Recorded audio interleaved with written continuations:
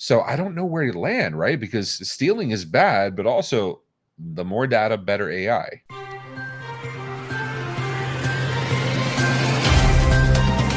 This episode is made possible by OITVOIP. Find your best-in-class revenue generation for MSPs all over the world. Learn more via the link in the show notes. You're watching MSP Dispatch, your source for news, community events, and commentary in the MSP channel. I'm Ray Orsini, and joined as always, sometimes, most of the time, the best of times, is my co-host, Mr. Tony Francisco. How you doing, my friend? Good, brother. Good. How the heck are you doing? We're getting older every day. We're getting more beaten up by ransomware exploits. We're getting more revived, resuscitated by the best practices and everyone being involved in this new evolutionary process. And then you got ChatGPT and Claude and all this stuff keeping us alive. I can't figure out if I'm dead. Am I alive? Am I doing better? But I'm just appreciating the moment. So how the heck are you doing? I love that. I'm in a very similar boat. I'm very wusa. The Buddhists have a term, wei wu wei, do without doing. Basically, just let stuff happen. And so I know we've been concerned with our robot overlords coming and Skynet and everything else that's going to hell. You know what? I'm just going to sit back and watch. Pass me my Zima. I'm going to sit back and watch because it can't get worse. You know what I mean? Yeah. So, Zima with a Jolly Rancher in there. I'm going old school. You know how to Back to the party. 80s. Oh, man. You know how to party, man. We're You know who old else enough knows how to now. party? Oh, who? Go ahead. No, go ahead. Well, I was just going to say we're old enough now where the candles cost more than the cake. So I'm just like, listen, we've seen it. Not going to move not going to move the needle now. Let's enjoy the disaster. But then there's so many good things. When you need to check your insurance premiums for fire coverage before you light those candles, yeah, we're getting up there. Oh, but speaking of insurance, our top story: cyber insurance rates fall as businesses improve security. In a story written by Routers, cyber insurance premiums are decreasing globally as businesses improve their cybersecurity measures, despite a rise in ransomware attacks, according to a report by broker Howden.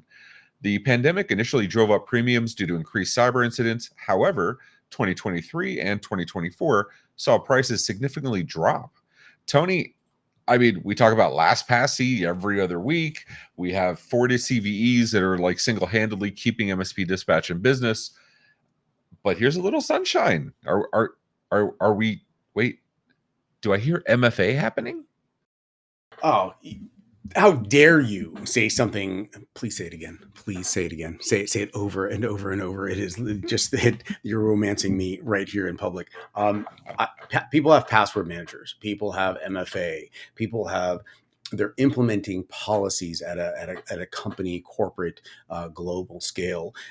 The processes, which are supported by the mechanisms such as the password managers, in implementing an MFA solution that adheres to the policy, is happening in real time, and it's constantly evolving. At the same time, in parallel, you have the exploits, the attacks, and all of the bad guys looking for ways to get into the system. But I don't think it's happening as fast as the growth of MFA. And it is dazzling one with the basics that is going to just make such a huge impact. I'm so excited to hear this. I always wondered what's going to happen. Cyber insurance is that canary in the coal mine. And that says a lot. That just my opinion. I just can't wait till we pick it up. No. I'm so excited. And you're like, and slam. There you go. Yeah, we got to bring it back. No, you know what? I was actually, as poignant as this is, and for those that don't know, we don't pick the stories. Simon and team pick the stories. So, we don't see it till we write our scripts and read it. And so I was actually thinking about this morning. So got a new Mac Studio, setting it up, blah, blah, blah, doing all the transfer, which is much easier than back in our days when we were transferring from our T9 phone to our other T9 phone. That was whatever's on the SIM card is all you had. That was it. But I'm going through this and I'm realizing, and of course we use password managers. And there was something that popped up and it was asking for a pass key. And our password manager of choice popped it up. It was like, yeah, go. And we're good. And I'm like, that's awesome. I didn't think twice about it. Moved on to something else. Logging into Google one day. It's like, do you want to log in with passkey? I'm like, hell yeah, I do. boom, done. It got to the point where things were so easy with passkey, and because it does support MFA and it's also something you have, it's a different device, that I actively went this morning as I'm waiting for the transfer, and I started looking around what other services support passkey and how to, like, and so and the reason I bring up this long-winded story is, think of the experience.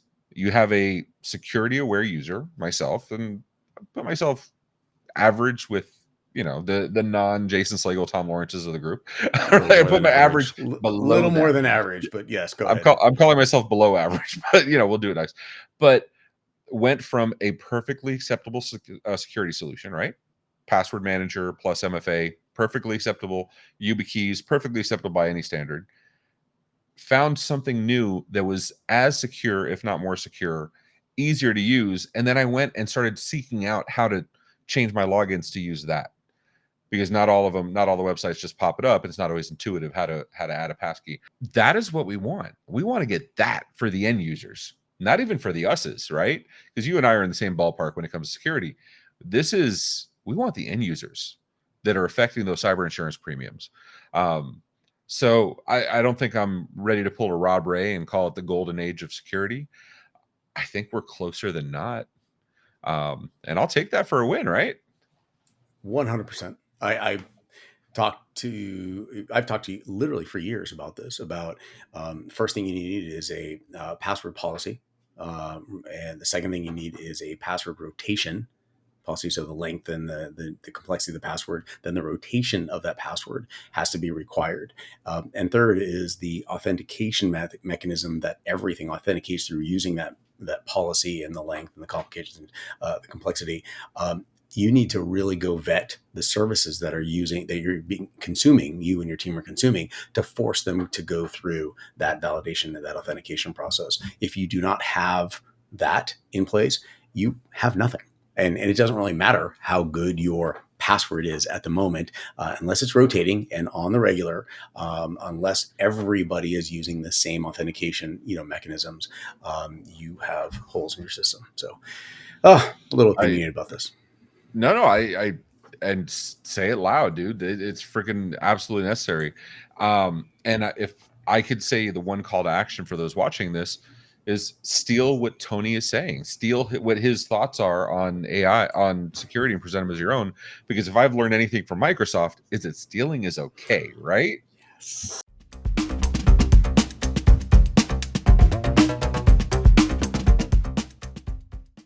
Microsoft's AI boss thinks it's perfectly okay to steal content if it's on the open web. Microsoft's AI chief, Mustafa Suleyman, has stirred controversy by suggesting that content published on the open web is essentially free to use, dubbing it freeware. He defended AI companies' use of such content, claiming it falls under fair use, despite ongoing legal challenges against Microsoft and OpenAI for allegedly using copyrighted material without permission. However, legal experts argue that content creators retain copyright protection upon creation, irrespective of their online publication. Sullivan's views on fair use and ethical implications of AI training on copyrighted content have sparked criticism, especially considering the legal complexities involved, including the role of tools like robot.txt in regulating web scraping activities. Ray, if we unpack this even for a moment, even when we just peek under the hood, it's like, boom, we get burned. There are opinions on both sides of the aisle, and even the aisle itself is opinionated. What are your thoughts on this? Hold on while I stand back so I don't get burned. No, I mean, there's absolutely opinions. There's that you shouldn't steal, and then there's the wrong opinions. No, I'm kidding. No, so this kills me because it's one of those things. Okay, we'll do story time. So many of you know I used to be a DJ, and one of the common thing, and I used to do battles, and I was what was called a turntablist, right? Beat juggling, creating new sounds, synthesizer, blah blah. So it is very common to in the sound industry for the last, I don't know, ever, to take loops of previous songs, revise them a little bit, right? Take some of the frequencies out, add some extra instruments, throw some flanging on it. It's now yours. It's now yours. It's very, very little you have to do to make it yours. And so one could argue AI is doing exactly that. How that balances with a lot of the responsible AI statements we see out there in the field saying we're not going to use your data to inform, which I'm very cautious as to how intelligent or how efficient your model can get when you're purposely holding back some of the data to train it from, arguably maybe the most qualified data. So I don't know where to land, right? Because stealing is bad, but also the more data, better AI. So where are you following this, Tony? Well, I think you've hit it on the head, which is stealing is bad.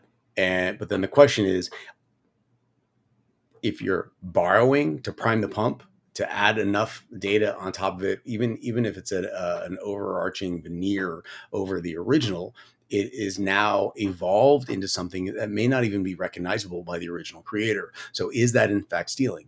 And regardless what your answer is, I would challenge that every single word that comes out of our mouth has been said before. In fact, it has probably been said before in the same order in some capacity. So which part of my statement is plagiarizing, replicating the originator of that particular statement? And how far do we have to go back to lean on that particular liability? Of course, that is completely ridiculous. So we're not doing that, which then if we take the other side of the spectrum, where we take a song, add a few notes in there, we've done the same, or at least the beginning steps of what we just referred to a moment ago. So I think we have completely different sides. I'm a huge fan of what I call plagiarizing with pride, meaning I take something, please don't endorse that, but you endorse stealing, and so did Microsoft. So plagiarize with Yeah, pride. it's fine. Do that. So I take something, and then what I do is I put it to the side, I look at it, and I say, okay, I would love to start here. Now let's take an ideal vacuum sealed container, ideal scenario, and put it over there. How can I get there starting from this? I go, if I can reverse engineer that and make a phased approach, well, now I have a path to resolution. I just follow that path, and not far into the path, you'll never recognize the origination. I think every idea starts with something, and that is by definition, what a muse is. And what is that muse? They're inspiring you from something, and then you take that something and you evolve it into something amazing. So, again, very opinionated, but no, you should co-host a news show where we talk about news and then give opinions about them. You'd be perfect for this, sir. I would love to hear everyone else's opinion on this, because remember, these AI components, if you ever heard of them, there's a couple of AI little platforms out there. They're taking literally everything that you and I are saying, doing tickets that we're writing, publications that we're sending out there, even voicemails, and they're talking about video chats, and they're recording all this, and they're learning from it. They're not recording it. They're taking it. They're using that as a training platform. So what is your opinion out there if somebody's using something that you have created and they're now evolving that into and compiling it into a cocktail of something and evolving that even further to, well, you'll never recognize your involvement, but isn't the end result worth it? But are you angry about them involving you? I would love to hear opinions about that. Ray, where do you think we should talk about that? Maybe a place that we can type and yell at each other online? I'm thinking we should go MMN Discord. If you go to the MSP Media Network, go to the Discord. That QR code right there, we promise it doesn't take you to a Rickroll. Just scan it. Trust us. So, go. Again, I completely obliterated all subscribes now. So tell us in the comments, tell us in Discord, and bonus points if you want a quagmire to break your head on. How do you protect the genesis of IP? Right? Because the modern structure is you file with the USPTO or whatever regulated authority it is. But with ChatGPT and AI, new ideas are coming up so quickly, and they're getting executed on so quickly.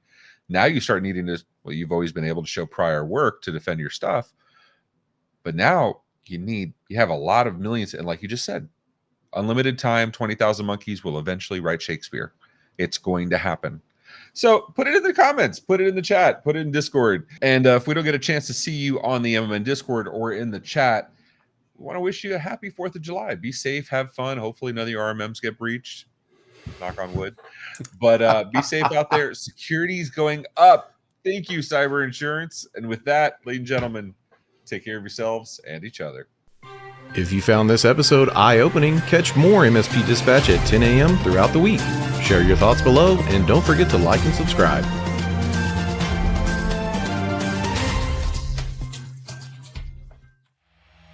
This has been a broadcast of the MSP Media Network.